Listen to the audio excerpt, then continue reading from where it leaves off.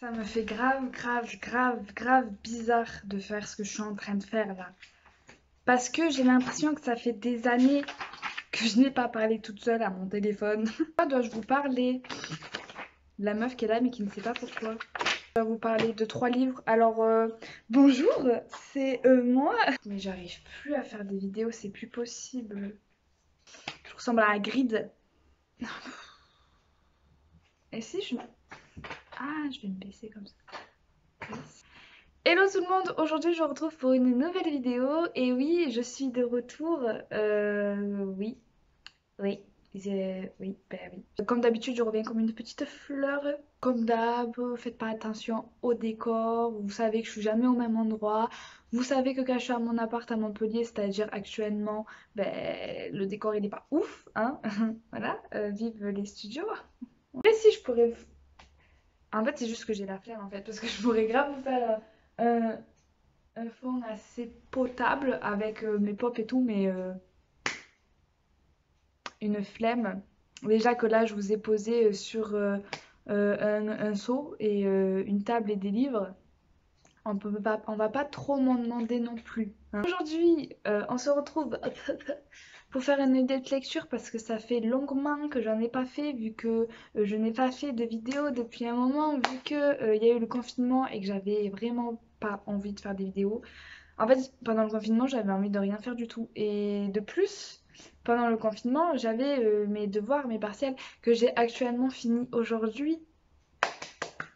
Du coup, vous allez pouvoir apprécier ma jolie face parce que je vais reprendre les vidéos. Et vous êtes content? Non? Non, je sais. Bon. Faut que j'arrête d'être malaisante comme ça. Aujourd'hui, on se trouve pour une aide de lecture. Alors, je n'ai pas lu beaucoup. Enfin, j'ai lu beaucoup, mais des livres pour mes examens. Du coup, en soi, je n'ai pas lu beaucoup pour mon plaisir personnel, même s'il y a des livres pour les cours que j'aime beaucoup lire.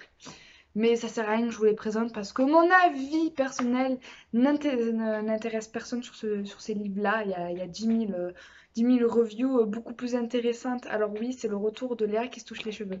Il y a beaucoup de reviews beaucoup plus intéressantes que les miennes, donc ça sert à rien en fait que je vous en parle. Du coup, aujourd'hui, nous allons parler de Eragon, le tome 1, parce que j'ai enfin lu Eragon. Nous allons parler d'après une histoire vraie de Delphine de Vigan. Et nous allons parler de Hunger Games, parce que oui, je n'avais jamais lu les Hunger Games et je ne les ai jamais vus non plus. Je n'ai pas les livres avec moi parce qu'ils sont chez mes parents, tout ça, vous avez l'habitude, je vous mettrai une photo. Voilà, on est ravis.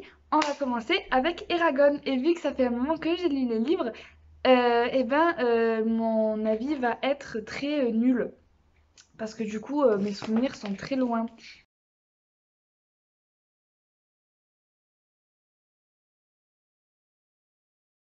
Déjà, Eragon, si vous connaissez pas, mais ça m'étonnerait que vous ne connaissiez pas parce que c'est quand même pas un des classiques de la fantasy jeunesse, mais je dirais que c'est quand même assez bien connu.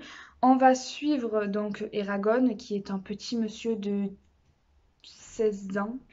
Ouais, un petit monsieur de 16 ans qui un jour en chassant, en se promenant dans une vallée pour chasser, trouve une pierre et en fait il s'agit d'un œuf de dragon qui va éclore et quand cet œuf va éclore, eh ben, il y a un dragon qui va sortir et c'est une histoire, enfin, c'est un univers avec des dragons, des dragonniers, des elfes, des nains, voilà, un univers hyper bien fourni, c'est de la fantaisie quoi et du coup il y a 4 tomes et dans ces 4 tomes on va suivre les aventures de Eragon avec Saphira, son dragon. J'ai quand même beaucoup aimé ma lecture parce que c'est quand même Eragon, c'est un univers qui est fait.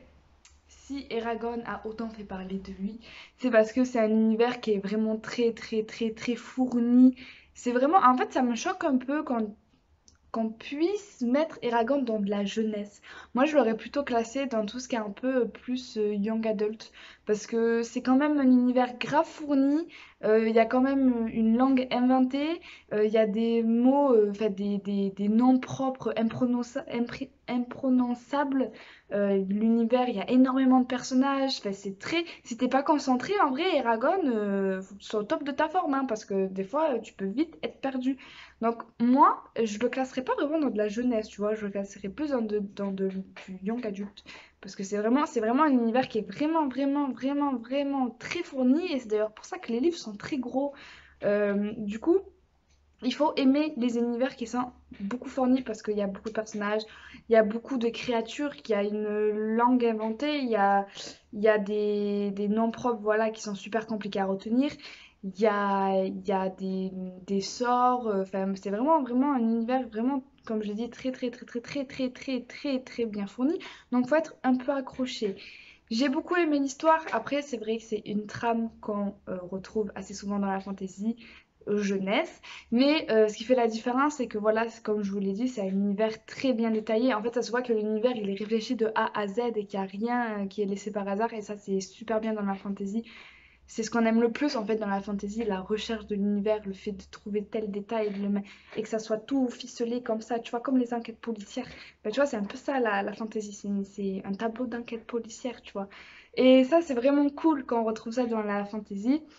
Mais après, j'ai pas eu le coup de cœur que je m'attendais en fait parce que Eragon j'en ai toujours entendu du bien de ouf et du coup moi comme je n'aime jamais les choses que les gens aiment j'ai pas eu de coup de cœur enfin j'ai beaucoup apprécié ma lecture je dis pas j'ai apprécié j'ai vraiment apprécié de la lire lentement et à mon rythme enfin c'était vraiment assez cool mais c'était pas un coup de cœur et du coup ça m'a un peu et qu'est-ce qui a fait que ce n'était pas un coup de cœur? Bah déjà, j'ai pas pleuré.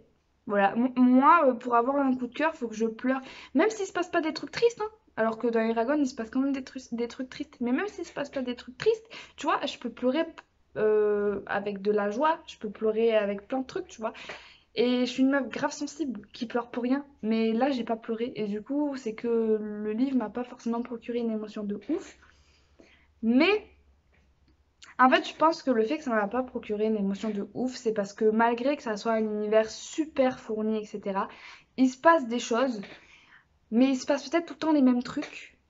Et il se passe peut-être trop de choses pour pas assez bien s'attacher au personnage. Je sais pas si vous voyez ce que je veux dire. Mais du coup, quand il se passait des choses et qu'il arrivait des trucs au personnage, ben, j'étais en mode ah ben il est mort, lui, c'est pas grave. J'ai pas eu le temps de le connaître. Bon après peut-être que dans les autres tomes ça va se développer un peu plus. Mais voilà, et si, il y a quand même un personnage, c'est ma fille, je l'aime trop. C'est mon bébé. Et c'est très bizarre ce prénom, c'est Mourtag. Mourtag. Et Mourtag, il est à moi. Genre, je l'aime trop. Et d'ailleurs, j'étais trop déçue. Alors, le film, par contre, ne perdez pas votre temps, regardez le film. C'est une catastrophe. Mais une catastrophe. J'ai jamais vu une adaptation cinématographique aussi nulle de ma vie. C'était vraiment un... Mais regardez pas ça, genre, regardez, limite, regardez les Marseillais, c'est mieux. Genre, vraiment, regardez pas ça, c'est vraiment... Il n'y a rien qui allait dans ce film, il n'y a rien du tout. Donc voilà, donc Eragon, c'était un objectif de l'année 2020 que je m'avais lancé en commençant les Eragon. Du coup, je suis assez contente. En ce moment, je suis en train de lire le tome 2. Bon, j'ai pas trop eu le temps de me plonger dedans, mais là, je vais essayer de m'y mettre. Et du coup, voilà, je suis assez contente parce que je l'ai enfin lu. Maintenant, je vais vous parler d'après une histoire vraie. J'allais dire d'après une histoire gay. Non, en plus c'est le contraire. D'après une histoire vraie de Delphine de Vigan.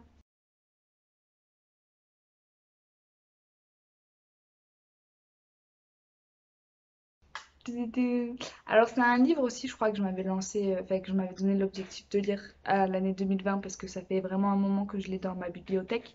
Ça fait plus de 3 ans. J'ai jamais lu de Delphine de Vigan. Du coup, je savais vraiment pas à quoi m'attendre. Alors que Delphine de Vigan, c'est un peu une des classiques, une auteure classique dans la littérature contemporaine française. Alors j'ai bien aimé. Alors déjà, Léa, avant de donner ton avis, dis de quoi ça parle. Mais c'est assez compliqué de vous expliquer de quoi ça parle parce que c'est un récit assez spécial et qui est grave intéressant à lire en fait. En fait, c'est un récit autobiographique, mais sans vraiment l'être. Et pour comprendre pourquoi je dis ça, faut lire le livre parce que Delphine de Vigan, elle a ce truc. Alors, elle écrit extrêmement bien et elle a une intelligence d'écriture. Et c'est ça que j'aime lire dans les contemporains français, c'est l'intelligence d'écriture. Je sais pas comment elle fait, mais c'est super intéressant à lire et je peux pas vous dire pourquoi parce que sinon je vous spoil un peu le truc. Mais en gros, c'est un récit assez autobiographique, entre guillemets, où Delphine de Vigan va nous expliquer euh, comment elle en est arrivée au fait que une personne, une amie à elle, a réussi à prendre l'emprise sur Delphine de Vigan, c'est-à-dire, en fait, elle va nous parler d'une relation quand même assez toxique, un peu pervers narcissique, mais en version amitié. Et ce qui est assez tabou, alors on parle souvent de pervers narcissiques dans les relations conjugales, etc. Mais on ne parle jamais de pervers narcissiques dans les amitiés et surtout que c'est une femme qui cette fois est manipulatrice et pas un homme. Et c'est grave, enfin c'est pas grave rare, mais c'est on en parle moins des femmes manipulatrices, toxiques, tout ça on en parle vachement bien. Et en fait, Delphine de Vigan va vraiment nous parler de ça, mais d'un point de vue assez autobiographique, mais sans trop l'être. Et c'est une lecture que j'ai vraiment beaucoup aimée. Alors, c'est pas un coup de cœur parce que, en général, les littératures françaises contemporaines, je dis bien contemporaines, j'arrive jamais trop à avoir de coup de cœur. C'est très. Parce que j'ai un peu du mal avec l'écriture. Mais là, j'ai beaucoup aimé comment elle écrit et j'ai beaucoup aimé son intelligence d'écriture. Franchement, si vous avez jamais découvert Delphine de Vigan, vraiment, je vous invite vraiment à lire ce livre. Il est vraiment très intéressant à lire et je peux pas trop vous en parler parce que j'ai pas envie de vous pas de vous punir mais de si vous vous mettiez dans cette lecture, j'ai pas envie de vous gâcher en fait le cœur, le noyau, tu vois, du livre en fait. Et du coup, vraiment, j'ai beaucoup aimé. C'était vraiment une expérience de lecture. En fait, c'était le genre de livre dans lequel je les classe dans une catégorie unique à lire. Genre, c'est des livres que tu peux pas trouver ailleurs parce que c'est fait d'une façon que personne n'a fait. Et du coup, je vous conseille vraiment de le lire. Et du coup, ça m'a vraiment donné envie de lire beaucoup du Delphine Ça m'a beaucoup donné envie de lire un... Oh, ça, c'est Léa qu'elle parle vite, elle n'arrive plus à parler. Ça m'a donné beaucoup envie de lire du Delphine de Vigan. Ça y est, on dirait que je fais un oral de français, que je perds tous mes moyens, ça va plus. Je vais vous parler de Hunger Games, parce que je ne l'avais jamais lu, parce que je suis une fille qui ne lit jamais les choses que les gens normaux lisent. Voilà, moi je lis toujours des trucs que personne connaît. Mais du coup, j'avais vraiment envie de me plonger dans Hunger Games parce qu'il y a le tome 4 qui va sortir après des années et des années. Le tome 4 sort aujourd'hui d'ailleurs, il est sorti aujourd'hui. Du coup, je me suis dit, bah vas-y, il y a tout le monde, mais tout le monde en ce moment dans la sphère lecteur, booktube, Instagram, tout ce que tu veux. Tout le monde parle de Hunger Games en ce moment parce que c'est le retour d'Hunger Games et tout le monde est en mode ouais, je vais lire le nouveau Hunger Games. Et toi, t'es là en mode. Enfin, moi, du coup, je suis là en mode. Moi, je les ai pas lus encore. Moi, je n'ai pas lu et je n'ai jamais vu des films. Et du coup, j'ai lu le tome 1 de Hunger Games. Hunger... Hunger's Game. Je mets tout le temps le S à la fin du game alors qu'il n'est pas. Enfin, bref. Et c'était un coup de cœur. Mais j'ai tellement aimé. Mais c'était trop bien. En fait, je ne m'attendais tellement pas parce que c'est quand même.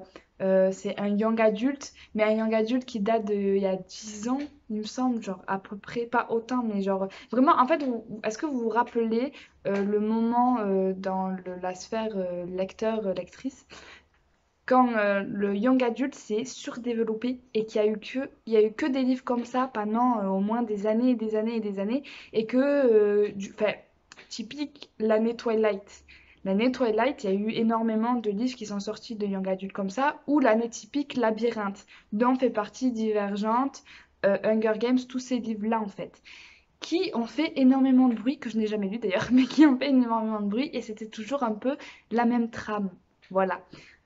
Du coup, beaucoup de livres sont sortis dans la même veine, et du coup, j'avais peur de retrouver la même trame, les mêmes personnages, les mêmes stéréotypes, les mêmes histoires d'amour, et nanani, nanana.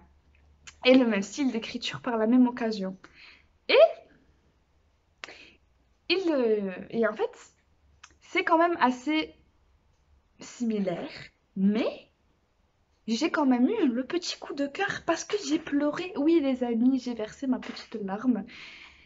Et non, je me suis vraiment laissée emporter par l'histoire. Genre, je ne connaissais pas Hunger Games. Voilà. Frappez-moi. Du coup, j'ai un peu découvert ce que c'était.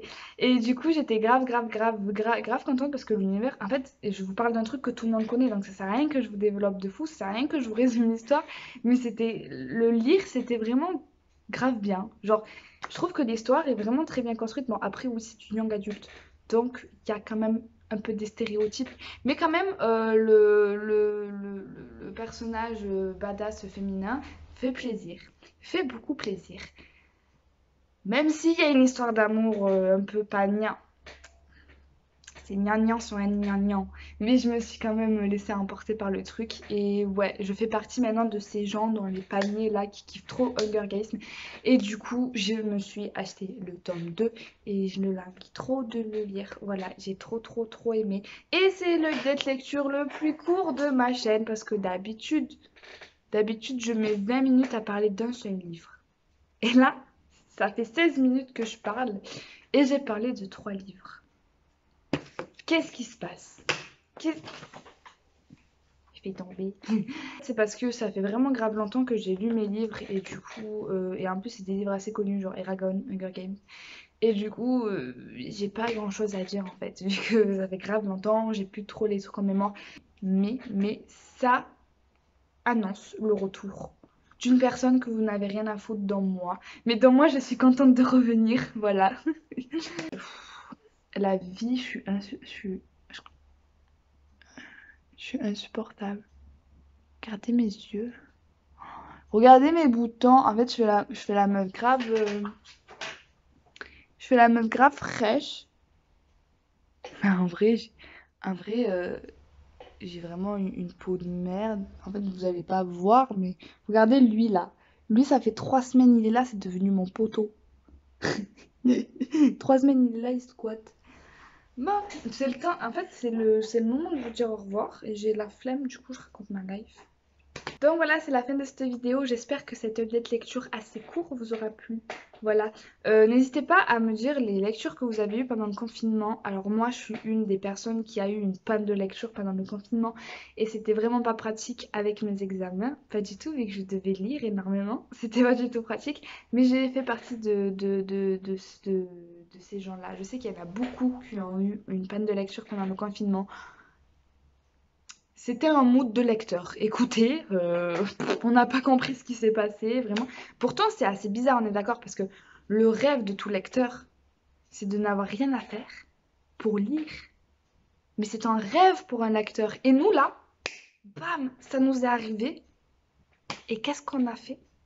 On a fait une panne de lecture. Mais pourquoi on a fait ça? Vraiment, la race humaine est contradictoire au possible. Vraiment.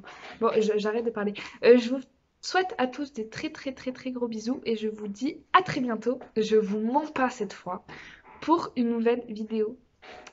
Bisous!